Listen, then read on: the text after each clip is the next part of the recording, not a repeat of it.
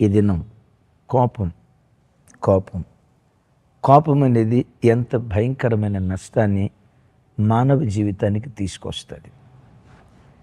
పరిశుద్ధ గ్రంథమైన బైబిల్లో కానీ, అలాగే దేవుని పిల్లల జీవితాల్లో కానీ, అన్ని ప్రజల జీవితాల్లో కానీ కోపం మానవాళి జీవితానికి తీసుకొచ్చే 5 భయానకరమైన నష్టాలు. ఆ నష్టాలు చెప్పే ముందు ఓ భక్తుడు కోపాన్ని ఇలా పోలిస్తాడు. కోపము, తుఫాను 2 ఒకే కోవకు చెందినవి. తుఫాను వెలిసిపోయిన తర్వాతే, కోపం తీరిన తర్వాతే ఎంత నష్టపోయామో, ఎంత భారీ మూల్యం చెల్లించాల్సి వస్తుందో, మనం నష్టపోయింది ఎంతో తుఫాను తీరిన తర్వాతే తెలిసినట్లుగా, కోపం తీర్చుకున్న తర్వాతే ఎంత నష్టపోయామో నష్టం అప్పుడు మనకు తెలుస్తుందట. విన్నారు ఈ మాట? కోపం, తుఫాను 2 ఒకే కోవకు చెందినవి. కోపం ఎంత భయంకరమైందో మీకు ఒక మాట చెప్తా. మా తెలంగాణ రాష్ట్రంలో కరీంనగర్ జిల్లా అనే ప్రాంతంలో, వివరాలు నేను చెప్పలేనంత అవసరం లేదని, 4 సంవత్సరాలు బట్టి ఆ అబ్బాయి అమ్మాయి విపరీతంగా ప్రేమించుకున్నారట. తల్లిదండ్రులను ఒప్పించి మెప్పించి తల్లిదండ్రుల సమక్షంలో ప్రేమించుకున్న 4 సంవత్సరాల తర్వాత వాళ్ళు వివాహం చేసుకున్నారు. సెప్టెంబర్ నెలలో ఫస్ట్ వీక్లో వివాహమైంది. విచిత్రం ఏంటో తెలుసా? సెప్టెంబర్ చివరి వారం రాకమునిపే, అంటే కనీసం ఒక 10-15 రోజులు కూడా కాకమునిపే ఆ అమ్మాయి ఊరేసుకుని చచ్చిపోయింది.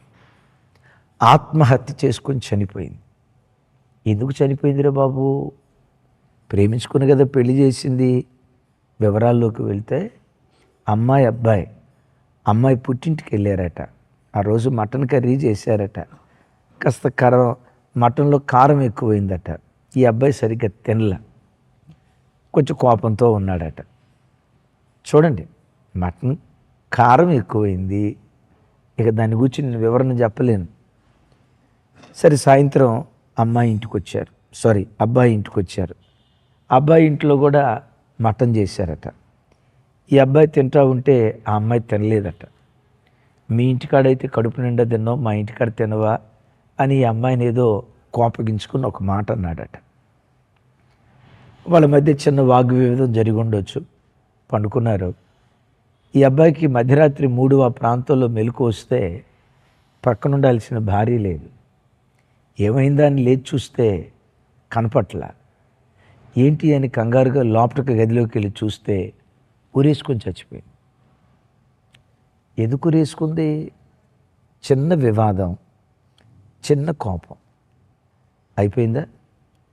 ఈ అమ్మాయి చనిపోయిన కారణాన్ని బట్టి ఈ ప్రేమించిన ప్రేమికుడు ఆ అమ్మాయి గురించి ఆలోచించి జస్ట్ నిన్ననే ఆ అబ్బాయి కూడా ఆత్మహత్య చేసుకొని చనిపోయాడట.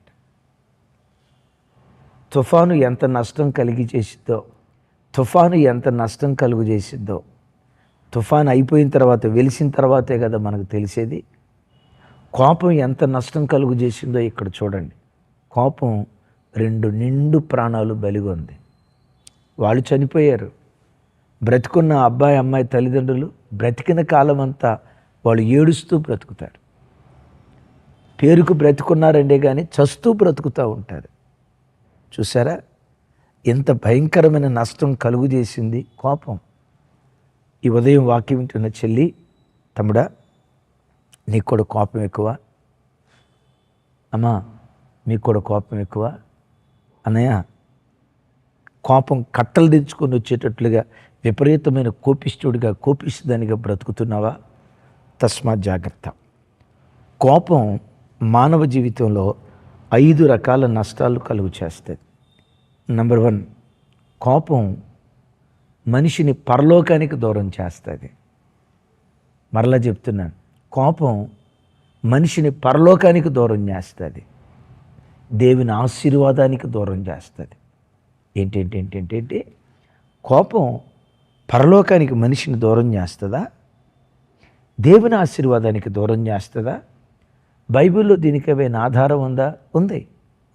దైవజనుడైన మోషే 40 సంవత్సరాలు అరణ్యంలో ప్రయాణం చేసి హోరేబు దగ్గర విసిగిపోయి కోపం తెచ్చుకొని ఆ బండను కొట్టాడు, ద్రోహులారా అని మాట్లాడాడు.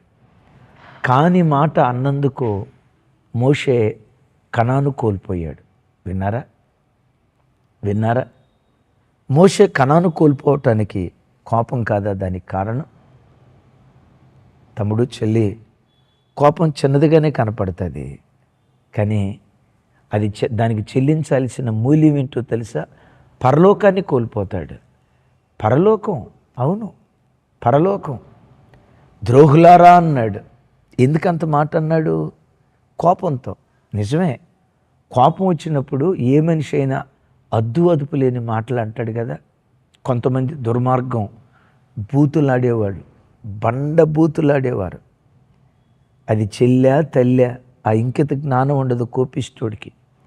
ఈ మాట అనొచ్చా అనకూడదా ఆ దైవికమైన ప్రత్యక్షత ఉండదు.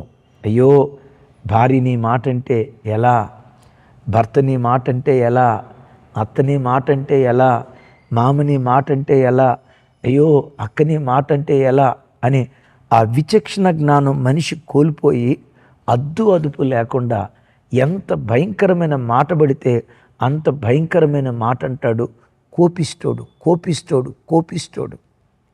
నోటి మాటను బట్టి ప్రభు తీర్పు తీరుస్తాడు. లేఖనాల్లో మనం ఎరుగుదాం కదా. నంబర్ 1, తమ్ముడు, చెల్లి, నిన్ను పరలోకానికి దూరం చేసేది నీ కోపం అన్న సంగతి ఎప్పుడు జీవితంలో నువ్వు మర్చిపోవద్దు. రెండవది, కోపం మానవ సంబంధాలను అత్యంత దారుణంగా దెబ్బతీస్తాయి. కోపిష్టోడు ఇంట్లో ఉంటే ఆ కోపిష్టోడితో భార్య ప్రేమగా ఉండలేదు, పిల్లలు ప్రేమగా ఉండలేరు. ఆ భార్య కోపిస్తుందైతే, పద్దాకలు రొసరొసలాడి కోపంతో సాధించేదైతే, ఆ గయ్యాలి భార్యను, కోపిష్టి భార్యను ఏ భర్త హృదయమార గుండెల మీదకు తెచ్చుకోగలుగుతాడు? ఆ కోపిష్టి మనిషిని పలకరించడానికి ఏ బంధువులు వస్తారు? మానవ బంధాలను దెబ్బతీసేది కోపం. చూడండి లేఖనాల్లో, సామెతల గ్రంథం 27వ అధ్యాయం, ఓ భయకంపితమైన మాట. 27వ అధ్యాయం చూడండి, 3వ వచనం. 27:3. రాయి బరువు, ఇసుక భారం, మూడిని కోపము ఆ రెండిటికంటే బరువు. విన్నారా? రాయి బరువు, ఇసుక భారం, మూడిని కోపము ఆ రెండిటికంటే బరువు అని రాసి ఉంది కదా. విన్నారా? ఒక వ్యక్తి తల మీద రాయి మోసుకుంటూ వెళ్తున్నాడు. తల మీద రాయి కానీ ఇసుక కానీ పెట్టుకున్నవాడు జీవితకాలం దాన్ని మోసుకొని వెళ్ళాలి అని అనుకుంటాడా? రాయి పెట్టింది మొదలుకొని ఎప్పుడు దించేద్దామా, దీన్ని జింతే స్థలం ఎప్పుడు వస్తుందా అని తల మీద పెట్టుకున్న బరువును ఎప్పుడు దించుదామని ప్రతి క్షణం ఎదురు చూస్తాడు. ఎమ్ ఐ రైట్? అలాగే భార్య కోపిస్తుందైతే, ఇలాంటి దానికి విడాకులు ఇస్తే బాగుండు. ఇదే అమెరికా దేశం అయితే 150 సార్లు విడాకులు ఇచ్చేవాడు. ఈ కోపిష్టి భర్తతో ఎట్లా యాగాలి? ఈ బాంధవ్యం తెంచుకుంటే బాగుండు. బరువు దించుకోవటానికి ఒక వ్యక్తి ఎలా తహతహలాడతాడో, ఆతృతగా ఎదురు చూస్తాడో, కోపిష్టి భర్తని, కోపిష్టి భార్యను, కోపిష్టి వ్యక్తులను, బంధాలు తెంచుకోవటానికి ఏ వ్యక్తి అయినా ఇష్టపడతాడు. నేనంట, కోపిష్టోడికి స్నేహితులు ఎక్కడుంటారండి? కోపిష్టోడు మానవ బంధాలు ఎక్కడ కలుపుకుంటాడండి? వాని కోపం ప్రజలకు వాడిని దూరం చేస్తుంది. మానవ సంబంధాలను దెబ్బతీసేది కోపం. తండ్రి కోపిష్టోడైతే పిల్లలు ప్రేమగా తండ్రి యొద్దకు రాగలరా? నాన్న మీద వాలగలరా? తల్లి కోపిస్తేదైతే ప్రతి దానికి అనవసరంగా కోపం తెచ్చుకొని గైమని నరుస్తూ గొడ్డు బాదినట్లుగా పిల్లలను బాధేదైతే, అలాంటి తల్లి దగ్గరికి పిల్లలు ప్రేమగా రాగలరా? చెల్లి, తమ్ముడు, అన్నయ్య, అక్క, జాగ్రత్త. మానవ బంధాలను దెబ్బతీసేది కోపం అని చెప్పటంలో లేశమైన సందేహం లేదు. మూడవది, కోపం అపార నష్టాన్ని తీసుకొస్తుంది. విన్నారా? మామూలు నష్టం కాదు. అదే అధ్యాయం చివరి వచనం తర్వాత వచనంలో అంటాడు, మానవ బ్రతుకులను నాశనం చేసేది కోపం. 4వ వచనం, క్రోధము క్రూరమైనది, కోపము వరదవలే పొర్లున్నది, రోషము ఎదుట ఎవడు నిలవబడగలడు? విన్నారా? క్రోధము క్రూరమైనది, కోపము వరదవలే పొర్లున్నది, రోషము ఎదుట ఎవడు నిలవబడగలడు? విన్నారు ఈ మాట? కోపము క్రోధము అంటే కోపపు స్థాయి దాటింది క్రోధం. కోపము వరద లాంటిదట. గ్రామాల్లో చూస్తాం కదా, వరదలు వచ్చినప్పుడు గ్రామాలు కొట్టుకొని పోతాయి, పంటలు కొట్టుకొని పోతాయి, పశు సంపద కొట్టుకొని పోతుంది. అయ్యో, ఆస్తి నష్టం, ధన నష్టం, పశు నష్టం, ప్రాణ నష్టం, ఎంత అపారమైన నష్టం కలుగు చేస్తుందో కదా. విన్నారా? కోపం అగ్ని లాంటిదట, కోపం వరద లాంటిదట. వరద, వరద నాశనం చేసినట్లు, అగ్ని శ్మశాన భూమిగా ఆ ప్రాంతాలను తగలబెట్టినట్లు, కోపం అగ్ని లాంటిది, కోపం వరద లాంటిది, నాశనాన్ని తీసుకొస్తుంది. తమ్ముడు, ఒకసారి ఆలోచించు. నీలో ఉన్న కోపం నీ ఇంటికి ఎంత నాశనం తీసుకొస్తుందో ఎప్పుడైనా ఆలోచించావా? అమ్మా, మీ ఇంట్లో ఉన్న ఆప్యాయత అనురాగాలను అది ఎలా కాల్చి బూడిదలాగా చేస్తుందో ఎప్పుడైనా ఆలోచించావా?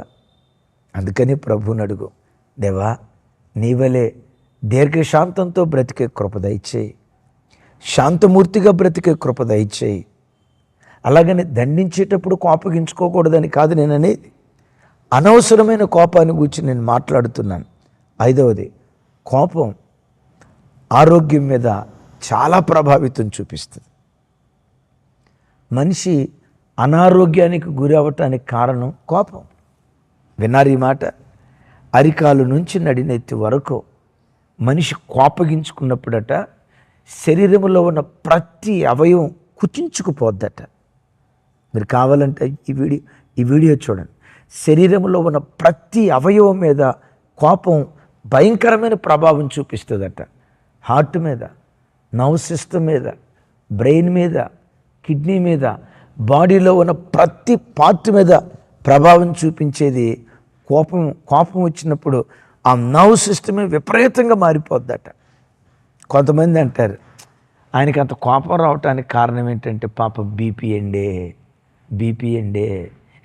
బీపీ వలన కోపం వచ్చిందండి అని అంటారు. అయితే కొంత వాస్తవం దానిలో ఉన్న, అది 100కు 100 వాస్తవం కాదు. దానికి మించిన వాస్తవం ఏంటో తెలుసా? కోపం అనే తల్లికి పుట్టింది బీపీ. విన్నారా? కోపం అనే తల్లికి పుట్టిన కూతురే బీపీ, అది కొడుకే బీపీ. కోపం ఎక్కువ ఎవరిలో ఉంటుందో ఆ వ్యక్తికి ఆటోమేటిక్గా బీపీ వచ్చే అవకాశం ఉంటుంది. ఇక బీపీ వచ్చిందా తల్లి కూతురు జుట్లు పట్టుకోవాల్సి వస్తుంది.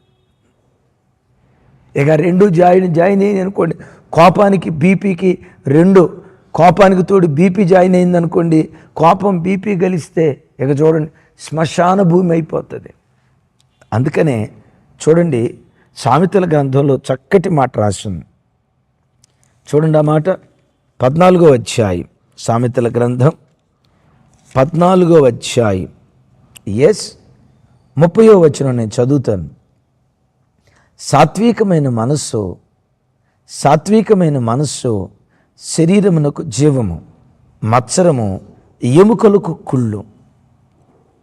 సాత్వికమైన మనస్సు అంటే శాంతంగా ఉండే మనస్సు, శరీరానికి జీవాన్ని పోస్తుందట. సైన్స్ చెప్పటమే కాదు, సైన్స్కి మించింది కదా బైబిల్. సాత్వికమైన మనస్సు శరీరానికి జీవం. విన్నారు ఈ మాట? ఇప్పుడు చెప్పండి, సాత్వికమైన మనస్సు శరీరానికి జీవమైతే కోపపు మనస్సు శరీరానికి మరణం. అవయవాలన్నిటి మీద ఇది భయంకరంగా దాడి చేయటం ప్రారంభిస్తుంది.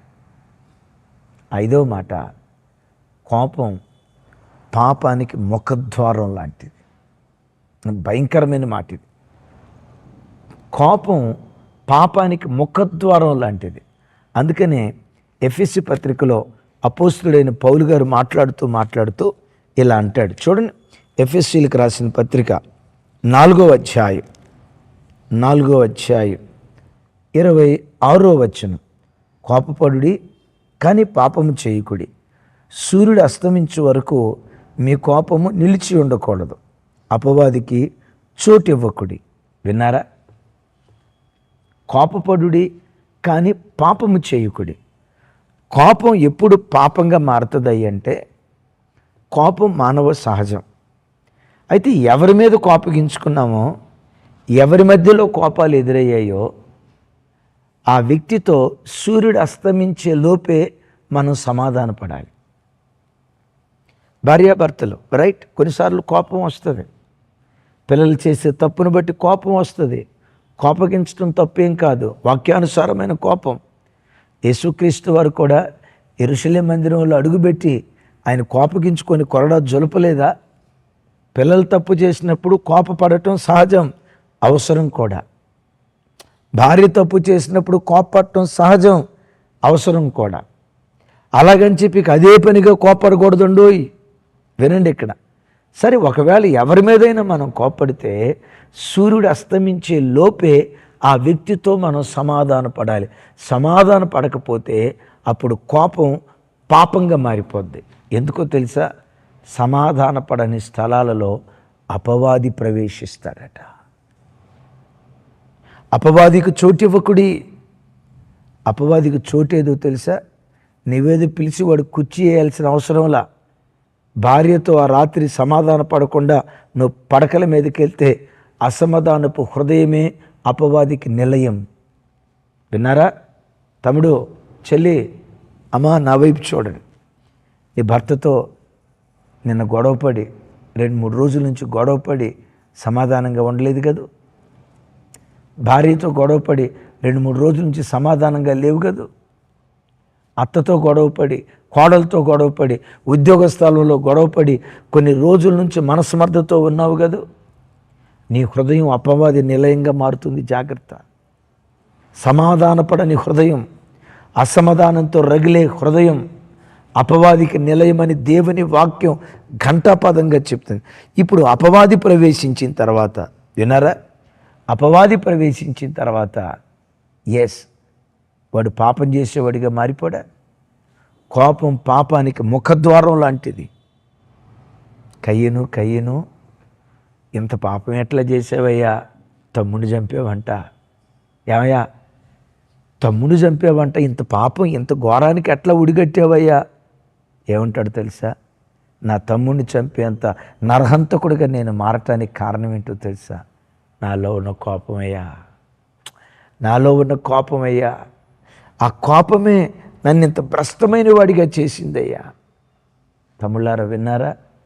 కోపం ఎంత భయంకరమైనదో, ఎంత అపార నష్టాన్ని కలుగు చేస్తుందో. ఓ భక్తుడు ఇలా అంటాడు, కోపం ఓ చిన్న నిప్పు రవ్వ.